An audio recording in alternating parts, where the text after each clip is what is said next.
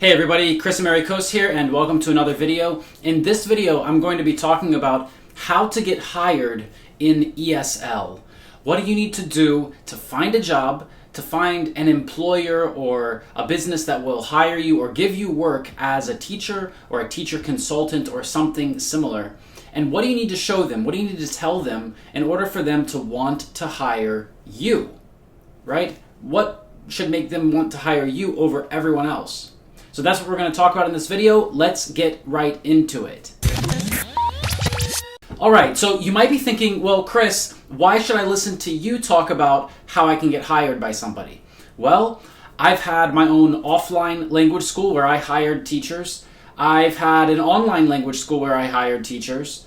And I generally just work with teachers and students all the time. ESL is what I've dedicated my life to, and I have dealt with a lot of teachers getting hired or not getting hired in a lot of different situations. So right now I'm going to share my advice for you guys if you're trying to get hired by a company or an employer.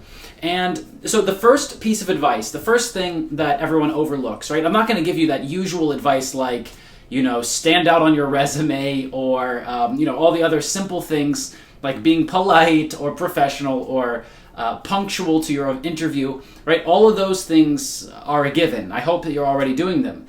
But first of all, the first thing that I see a lot of people mess up on is they approach dealing with the HR person or the hiring person or the person who's interviewing them. They approach dealing with them like they're trying to communicate their demands, right? Like you as a teacher who's trying to get hired, like you have some demands and you want to interview the school, right? You try to kind of turn the tables and interview them and make sure that they're going to offer you the pay that you want, the conditions that you want, the availability that you want, right? Well, let's be honest. They're only going to hire you if they need you. The fact that you need them and you want them to pay you in a certain way or work with you in a certain way, like that's secondary, right? First and foremost, you need to prove to them that you're a valuable addition to their team, that you're going to help them achieve their results. Because a lot of teachers just go into an interview trying to make demands left and right, and it leaves the employer or the school or business thinking, wow, this person really doesn't care about what we're doing, it's all about them, right? The whole interview maybe was about how you can work on this day or can't work on this day or something like that, right? I mean, I haven't done interviews in a while, but I remember those days. Now we have a whole team that deals with that. And so we have some procedure to follow. And there are some things that we look at. If a person comes in and they don't seem to be telling us how they're going to help us, then it's kind of clear that they're only here for their own reasons, for some other reason, right? Of course, we understand that everybody needs money, so they're going to ask about those questions. They're going to ask questions about that, right? We understand that everybody needs to know when they're going to work because you're not always available. So, those are valid questions, absolutely. And if you want to ask them, go ahead, but ask them in the context of you're trying to understand what they do better, so you're trying to see how you can help them the best. Right? Not you're trying to qualify them to see if they fit into your busy schedule. So that's one thing. I mean, it seems very simple, but a lot of people overlook that. But that's not the main thing that we're talking about today. Which skills do you need to have? Which skills do you need to talk about and communicate to potential employers in order to show them that they should choose you? And there's a really, really important concept that we should focus on here. A lot of people think that they need to know a little bit about everything. And on one hand, that's true. It's really good to have some wide knowledge, right? Wide knowledge of general areas. To know a little bit about everything. And a lot of people try to do that. But some people try to be an expert at everything. And it fails miserably because you can only focus your energy and attention in one direction for so long. And according to experts, to become an expert, it takes you about 10 years of doing something regularly, like a full-time job. Once you've done it for about 10 years, then most people can consider you an expert in that field.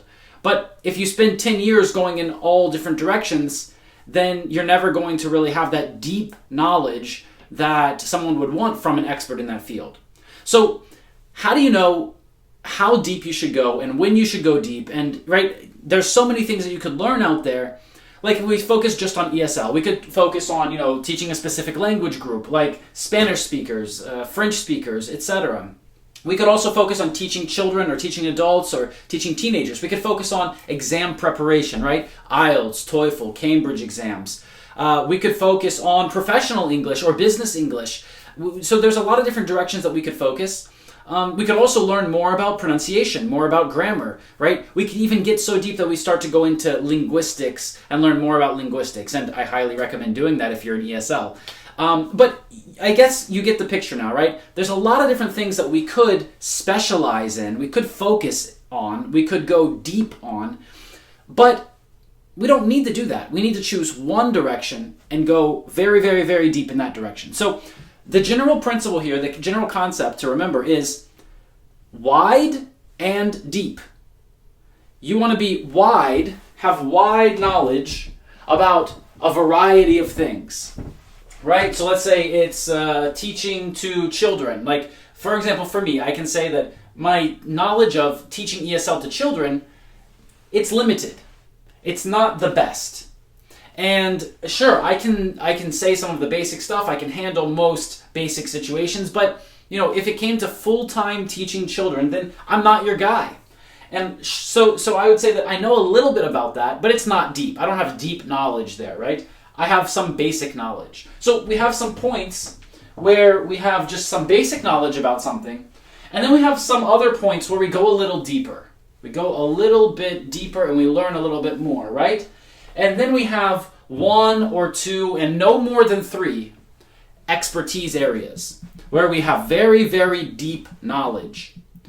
So coming from a person like me who actually hires people sometimes, I can tell you that this is exactly what I look for. I look for people who have wide knowledge. They know a little bit about many things, but they also are an expert in one area or two areas, and they can demonstrate very deep knowledge about these things. Now, when I'm hiring someone for a specific position, then of course the deep knowledge that they have has to be in that area that I'm looking for, right? If you have a deep knowledge of French and I'm looking for an English teacher, well, some of those things might overlap, but in general, it doesn't matter, right? That's just another skill that isn't the one that we're focused on now. So there are some core ESL skills that you can learn.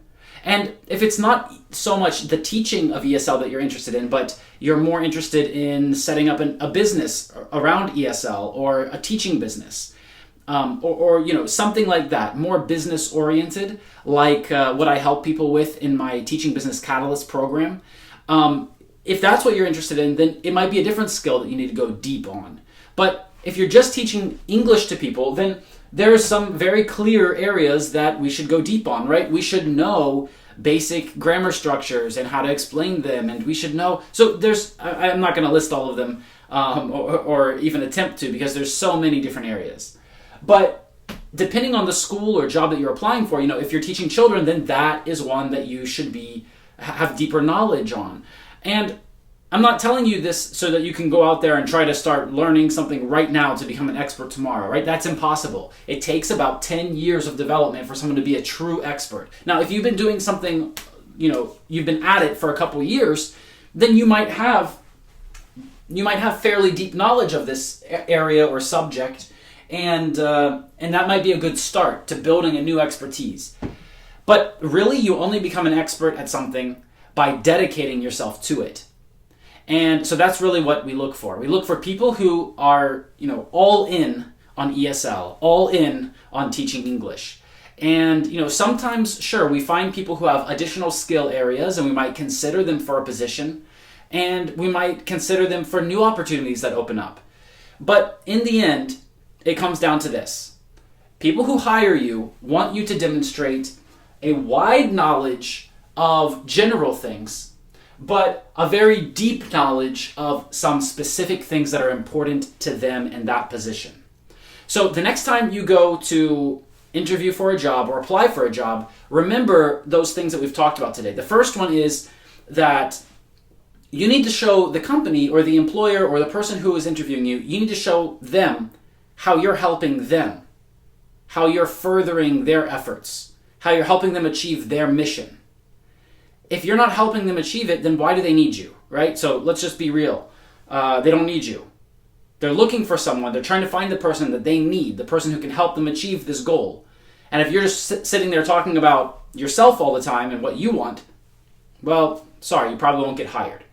Instead, still ask those questions that you want to ask, that you need to know the information about, right? Even though you'll be able to view that in the contract. If it's a solid job, they should probably give you a contract. So, even though you'll be able to look at the details later, if you still feel like you need to ask those questions during the interview, ask them in a way that says, I'm asking this so that I can help you, so that I can help you guys achieve this goal that you've set. Because that's why I'm here, to help you guys achieve your goal. If you approach it like that, then you're going to have a much better chance of getting hired right off the bat, right from the beginning. And the second thing that we talked about today was this concept of wide and deep knowledge. So when you go to an interview or to apply for a job, remember those two things and try to incorporate them to demonstrate that you have a wide knowledge of general things, a deep knowledge of specific things that are important to this for this position or this specific company, and then show them how you're going to use those skills and that knowledge that you have to help them achieve their goal. So I hope you found this video useful. If you did, go ahead and press like, press subscribe, and leave a comment down below. If you didn't and you just want to hate, then go ahead and write a comment too. Why not? Every comment helps me get more views because it says that we're more popular, more people interacting and engaging. So go ahead, write a comment. And if you are looking for a job, then, I'm not always hiring people, but if you do want to apply for a job with me, then you can go to 𝗙𝗵𝗹𝗲𝗲.com/job. If you would like to learn how to create your own job, which I highly recommend, if you'd like to create your own job, if you'd like to learn how to set up a teaching business, then go to teaching-revolution.com and check out my free basic training program. The link is under this video. So thanks again for watching, and I will see you in the next one. Bye-bye.